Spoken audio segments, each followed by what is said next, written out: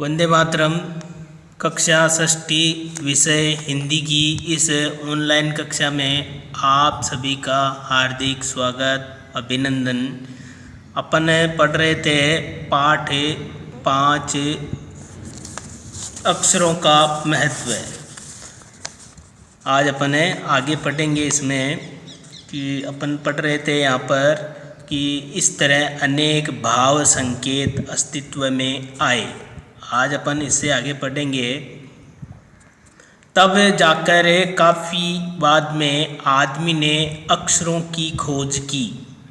अक्षरों की खोज के सिलसिले को शुरू हुए मुश्किल से 6000 साल हुए हैं।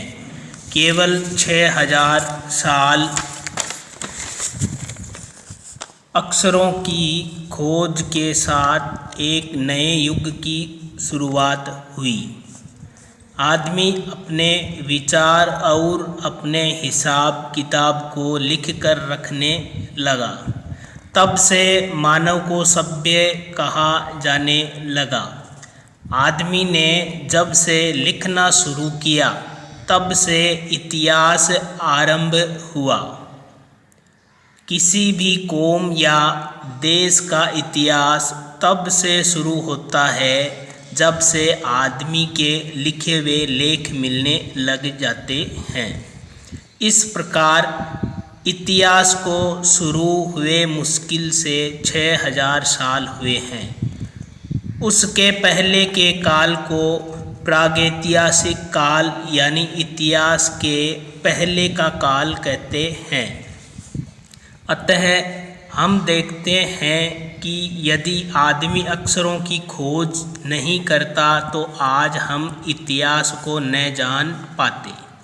हम यह न जान पाते कि पिछले कुछ हजार सालों में आदमी किस प्रकार रहता था, क्या क्या सोचता था, कौन कौन राजा हुए इत्यादि। अक्षरों की खोज मनुष्य की सबसे बड़ी खोज है। अक्षरों की खोज करने के बाद ही मनुष्य अपने विचारों को लिख कर रखने लगा। इस प्रकार एक पीढ़ी के ज्ञान का इस्तेमाल दूसरी पीढ़ी करने लगी। अक्षरों की खोज करने के बाद पिछले 6000 सालों में मानव जाति का तेजी से विकास हुआ। यह महत्व है अक्षरों का और उनसे बनी हुई लिपियों का। अतः हम सबको अक्षरों की कहानी मालूम होनी चाहिए। आज जिन अक्षरों को हम पढ़ते या लिखते हैं वे कब बनाए गए, कहाँ बने और किसने बनाए, ये जानना जरूरी है भी। अब अपने इस पाठ के 2 प्रश्न हैं जो अपने को गृह कार्य के अंदर हिंदी की कॉपी में करने हैं, वो अपने करेंगे। पहला प्रश्न है, पाठ में ऐसा क्यों कहा गया है कि अक्षरों के साथ एक नए युग की शुरुआत हुई। तो अपने को ये समझाना है कि अक्षरों के साथ में ही एक नए युग की शुरुआत क्यों हुई, कैसे हुई। तो इसका उत्तर लिखेंगे अपन।